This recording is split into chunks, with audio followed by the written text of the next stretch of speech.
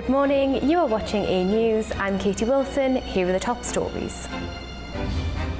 Russian drone attack on Kharkiv kills 2 as Zelensky hails fresh EU sanctions on Russia. 3-day mourning declared in Austria following a school shooting in Graz. President Trump says the National Guard will remain in LA until there is no longer danger.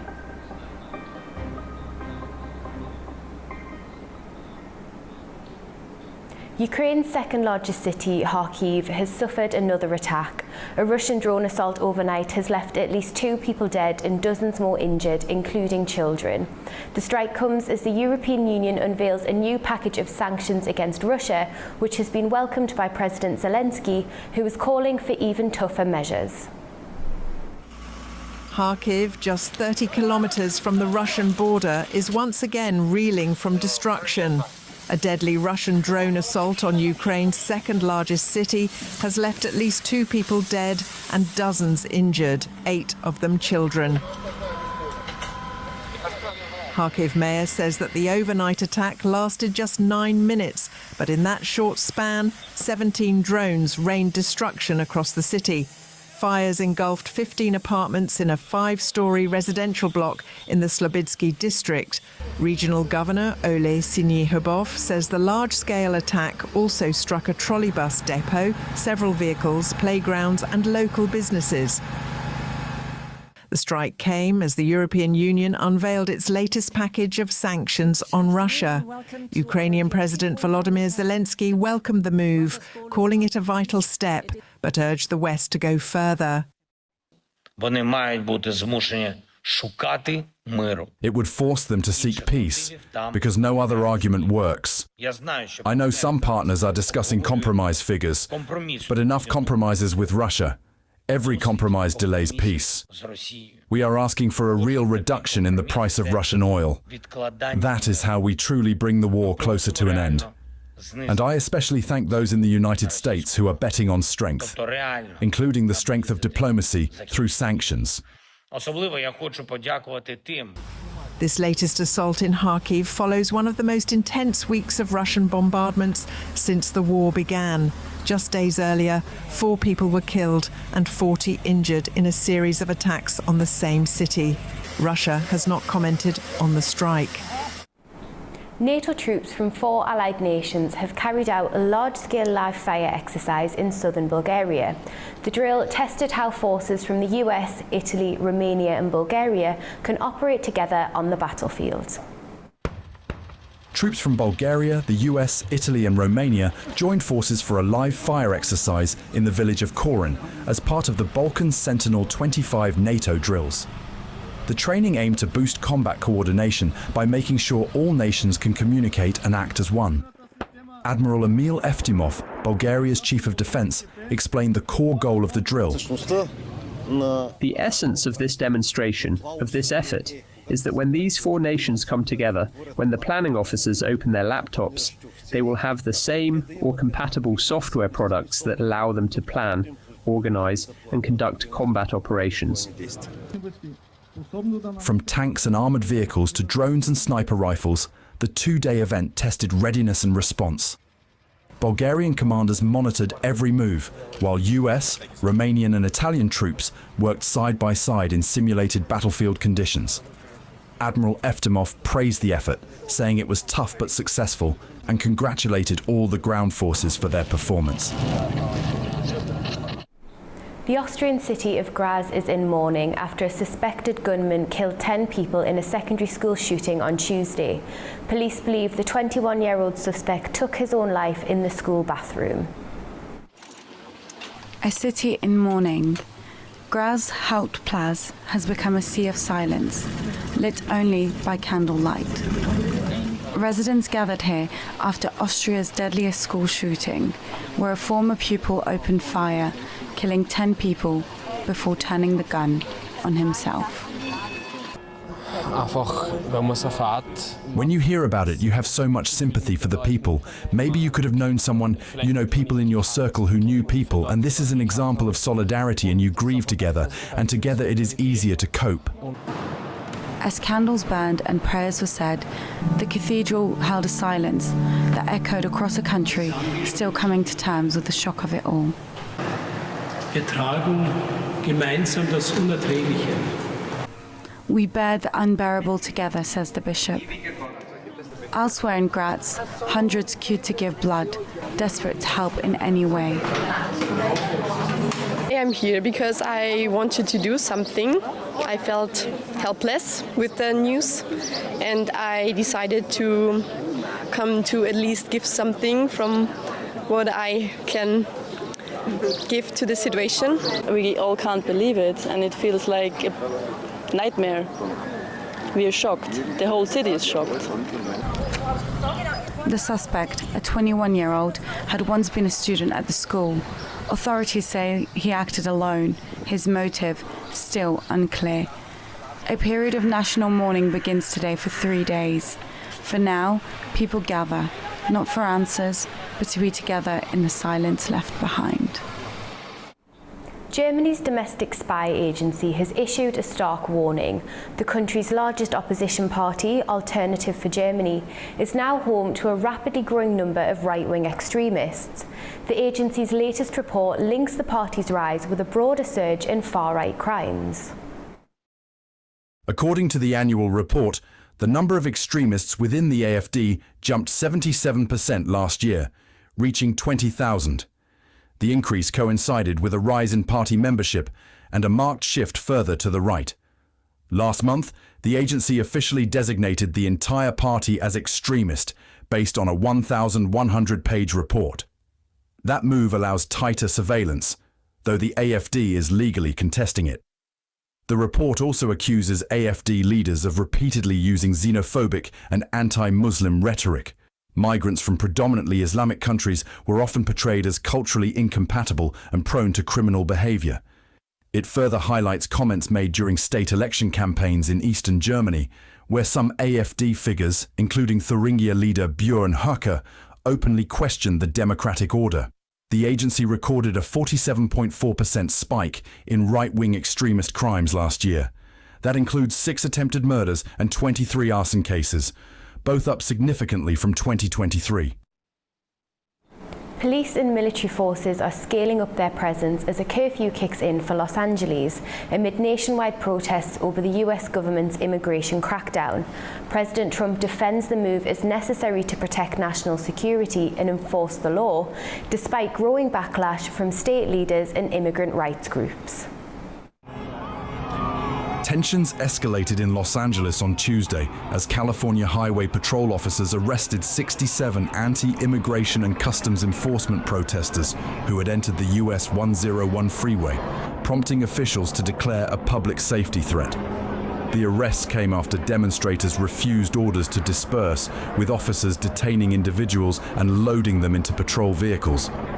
The protest, one of several erupting across the nation, targeted ongoing ICE raids and US President Donald Trump's hardline immigration policies. We are all here and thriving because of people immigrating from other countries should speak for itself, and the way that our families and communities have been apprehended and torn apart demonstrates a lack of understanding and ignorance of our history and basic economy. This is basic human rights. They're arresting people that are working, they're arresting people at school, at graduation. That's sad and it's heartbreaking. We don't feel safe. We're standing up for the children that can't stand up for themselves or their parents. On Tuesday, the president used a speech honoring soldiers to defend his decision to deploy troops to LA. Generations of Army heroes did not shed their blood on distant shores only to watch our country be destroyed by invasion and third world lawlessness here at home, like is happening in California. As Commander-in-Chief, I will not let that happen. It's never going to happen. Similar scenes unfolded in Chicago, where demonstrators clashed with police, leading to arrests amid attempts to breach security lines. Solidarity protests were also held in Atlanta and Washington, D.C. amplifying a nationwide outcry against the administration's immigration crackdown. Street protests in Los Angeles began Friday and have mostly remained peaceful, concentrated within a few downtown blocks. However, confrontations with law enforcement have grown increasingly tense since the military deployment. Trump has vowed to step up deportations and bolster ICE operations, setting a daily goal of 3,000 migrant arrests, a move critics say targets vulnerable communities and fuels public unrest. US and Chinese officials have reached an agreement on a trade framework, seeking to ease trade tensions following a two-day trade talk held in London. The United States and China have agreed on a trade framework as both sides seek to de-escalate trade tensions.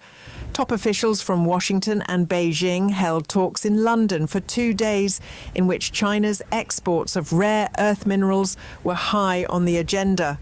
The US has previously blamed China for being slow to release exports of rare earth metals and magnets, which are essential for manufacturing everything from smartphones to electric vehicles.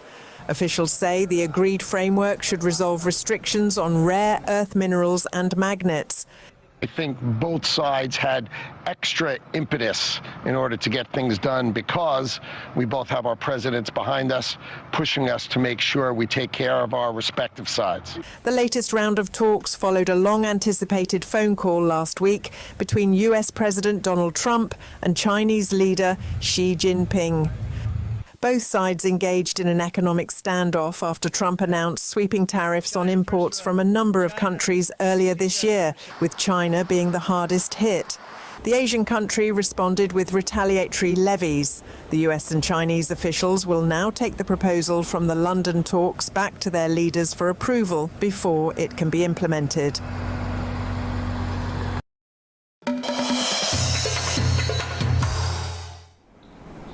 The International Energy Agency's Global Conference on Energy Efficiency is set for Thursday and Friday in Brussels. Azerbaijan's Energy Minister Parviz Shahbazov is expected to deliver a speech and meet the European Energy Commissioner Dan Jurgensen for the next round of the EU-Azerbaijan Energy Dialogue, focusing on renewables, energy efficiency and future cooperation. Azerbaijani President Ilham Aliyev signed a law into effect approving the agreement on mutual visa exemption for the citizens of Azerbaijan and China. Under the deal, officially signed on April 23rd in Beijing, ordinary passport holders from both countries will now be able to travel without a visa. Well, the China-Azerbaijan visa-free agreement is expected to further boost tourism and deepen trade partnerships. According to Beijing's figures, the number of Chinese tourists visiting Azerbaijan rose by 70% compared to last year, while trade grew by 37%. China and Azerbaijan are rapidly expanding their partnership across trade, tourism, culture and technology. According to Ambassador of China to Azerbaijan Lu Mei, from January to April 2025, the number of Chinese tourists visiting Azerbaijan surged by 70% compared to last year. Chinese tourists visiting Azerbaijan increased by 70% compared to the same period last year. It is expected that the entry into force of the mutual visa-free agreement will further boost exchanges between the two countries. Both sides are currently accelerating the procedure for its implementation, and our embassy will promptly inform everyone about the latest developments. Bilateral trade is also thriving, with a 37% increase to $1.4 billion during the first 4 months of the year. China remains Azerbaijan's fourth largest trading partner and its second biggest source of imports. The Chinese side also supports expanding sales of Azerbaijani goods through Chinese e-commerce platforms. Cultural and humanitarian cooperation is also growing. Azerbaijan is among 83 countries that co-sponsored the UN resolution, establishing the International Day of Dialogue between Civilizations, celebrated for the first time this June 10th. In April this year, President Xi Jinping and President Ilham Aliyev jointly signed the joint statement on the establishment of a comprehensive strategic partnership. It clearly states that Azerbaijan actively supports the Global Civilization Initiative proposed by China, highly appreciates China's resolution in the United Nations on proclaiming the International Day of Dialogue between Civilizations, and is ready to jointly uphold respect for the diversity of civilizations and actively promote humanitarian exchanges and cooperation. China's Global Civilization Initiative, proposed by President Xi Jinping, calls for defending civilizational equality, promoting exchange, and advancing progress through shared knowledge and technology, including artificial intelligence. Azerbaijan has joined China's group of friends supporting international AI governance, benefiting from joint seminars, technical support, and cooperation on closing digital divides. Azerbaijan and Turkey exchanged flags at the Umid Bridge in Nakhchivan, marking the start of joint military exercises. The manoeuvres included computer-assisted command and staff exercises, as well as live-fire tactical drills. Within the framework of the military cooperation agreement between Azerbaijan and Turkey, a flag exchange ceremony was held in Nakhchivan in preparation for the Unbreakable Brotherhood 2025 computer-assisted command staff exercise and the Mustafa Kemal Ataturk 2025 joint live-fire tactical exercise. The flag team departed from the Joint Armed Forces JF General Staff and moved toward the Sadarak border checkpoint in the direction of the Umid Bridge over the Aras River. At the same time, the Turkish flag team advanced from Doğu Bayazıt district in Ara province toward the ceremony location. At the Umid Bridge, the flag exchange ceremony was held with the playing of the state anthem of Azerbaijan and the Independence March of Turkey. After the ceremony, the military units and equipment participating in the exercise began moving from the border checkpoint toward Nakhchivan. According to the exercise plan, tank, mechanized and commando units will carry out various combat training tasks supported by artillery, air assault and aviation units. Azerbaijan's Ministry of Foreign Affairs condemned Vladimir Medinsky's remarks about Karabakh. The Russian president's assistant compared the Karabakh conflict with the Ukraine war, which the ministry called inappropriate. Azerbaijan has strongly condemned recent comments made by Vladimir Medinsky, assistant to the president of Russia, who referred to Karabakh as a disputed territory during a June 9th interview with Russia Today. Ayhan Hajizadeh, spokesperson for Azerbaijan's Ministry of Foreign Affairs, called the remarks regrettable and surprising, emphasizing that Karabakh is the internationally recognized territory of Azerbaijan and has never held a disputed status. He reminded Medinsky that even Russia has officially acknowledged this fact. Hajizadeh criticized the comparison Medinsky drew between the Karabakh conflict and Russia's war in Ukraine, calling it inappropriate, since Azerbaijan fought only on its sovereign land during the 2020 and 2023 military operations. Ukrainian political analyst Taras Kuzio added historical context, saying the conflict in Karabakh was fueled by Soviet and Russian support for Armenian separatism.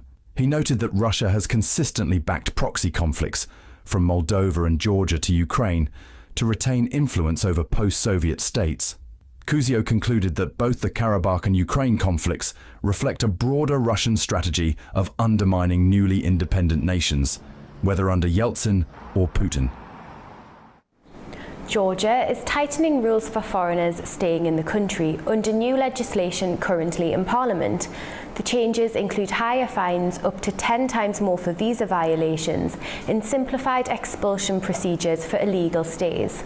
Offences like hooliganism or ignoring police orders could now lead to deportation and entry bans. The law also allows expulsion as an alternative to jail time for certain crimes. Additionally, asylum seekers will face stricter stay regulations. Georgia's parliament has approved friendship groups with numerous countries except Lithuania, Latvia and Estonia, after no MPs volunteered to join groups with the Baltic states, citing unfriendly policies as the reason. Nini Nikolaishvili has more from Tbilisi. In a recent development from the Georgian parliament, the Bureau has approved the formation of parliamentary friendship groups with a wide range of countries, except for 3. Lithuania, Latvia and Estonia, while the parliamentary resolution has called for establishing such friendship groups with all 3 Baltic states, it could not be created as no deputies has volunteered to join. The Parliamentary Friendship Group is a delegation of lawmakers created to strengthen diplomatic, cultural and legislative ties between two nations. The Parliament Speaker, Shalva Papuashvili, cited unfriendly policies from these three Baltic states towards Georgia as the reason, stated that no Georgian member of parliaments were willing to engage with these countries perceived as hostiles. He urged the parliaments of Lithuania, Latvia and Estonia to adopt more friendly approach that would give Georgia an opportunity to create such groups. There has been no official response from the parliaments or foreign ministries from Lithuania, Latvia or Estonia, highlighting Georgia's complicated and strained relations with its traditional Baltic allies. It's Nini Nikolaishvili reporting from Tbilisi, A News. Armenian Prime Minister Nikol Pashinyan is taking steps against the country's top church leader. He plans to form a coordination group tasked with removing the head of the Armenian church from his position. Pashinyan accused him of breaking his vow of celibacy and said he should step down. Armenia's Prime Minister also announced he will personally select the first 10 members of the group. Kazakhstan has launched the largest container hub in the Caspian Sea region, located in the port city of Aktau. Built in partnership with Chinese and local port operators, the facility was completed ahead of schedule. Equipped with modern technology and advanced logistics, the hub is set to speed up container processing. It's also expected to strengthen Kazakhstan's role as a transit point on major east-west and north-south trading routes. The Turkic world continues to deepen its economic ties in the region. The second Turkic States Trade and Investment Cooperation Forum and Fair has officially opened in Baku, capital of Azerbaijan. The second Turkic States Trade and Investment Cooperation Forum and Fair opened its doors to visitors in Baku, the capital of Azerbaijan. Building on the momentum of the first fair held in Istanbul last year, this year's edition brings together businesses, institutions and innovators from across the Turkic world to discuss trade, technology and shared economic strategies. The fair serves as a dynamic platform for companies and institutions to showcase products and cutting-edge technologies in more than 20 sectors, from agriculture and energy to digital innovation and fintech. The main purpose of the Turkish Trade Fair is to ensure that the private sector also benefits from the developing cooperation areas between the Turkic states. The Turkic states cooperate in more than 20 sectors. Product groups are exhibited in more than 20 sectors at the fair. Our aim is to further increase the economic cooperation between the Turkic states. At the same time, we aim to introduce the unknown products of the Turkic states to each other. This year's forum places particular emphasis on strategic partnerships, branding and innovation. Bilateral business meetings between participating countries aim to turn dialogue into action, with the hope of creating joint ventures, shared brands and cross-border industrial cooperation. With participation from 10 countries and visitors from more than 20 others, the fair also reflects growing international interest in the Turkic region as a unified economic bloc. We're done for now, but don't go far. Stay tuned for more and have a wonderful morning.